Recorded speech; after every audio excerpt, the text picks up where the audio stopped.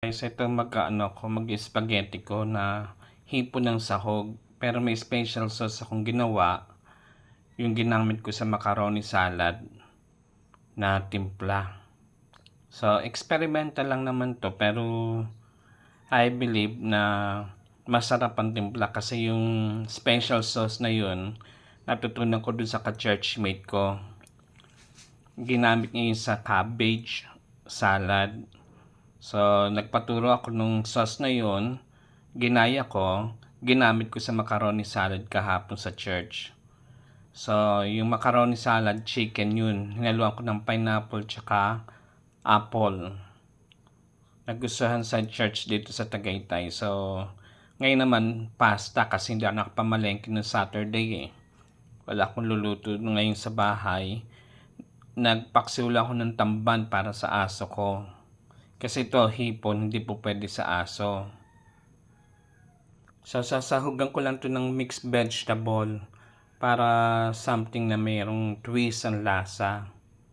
So, ngayon nagpapakulo na ako ng tubig para sa pasta. Ito, pinakukulang ko na yung pasta ko. Kasi, konti lang naman itong luluto ko. Actually, itong pasta na spaghetti na to, regalo po sa akin to noong December. So, dahil wala akong maluluto, ito ngayon ang aking luluto, mayroon naman akong special sauce na ginawa, yun ang gagamitin ko dito sa pasta. So, experimental, gagawin ko, lalagyan ko ng hipon tsaka mixed vegetable. Ayan, luto na yung aking spaghetti pasta. So, ngayon, lulutuin ko na muna itong hipon tsaka itong mixed vegetable sa butter and sesame oil. Ayan, mainit na yung butter tsaka sesame oil. Yung hipon, di ko muna sinama kasi mabilis lang maluto ang hipon. Pag na-overcook ang hipon, nagiging parang goma. Kaya ito munang frozen vegetable lang nilagay ko. Yung hipon, tinimplahan ko lang na asin tsaka konting paminta. Ayan, luto na yung aking hipon tsaka mixed vegetable. Isasalang ko yung pasta kasama ng sauce. Ito magiging toppings ko.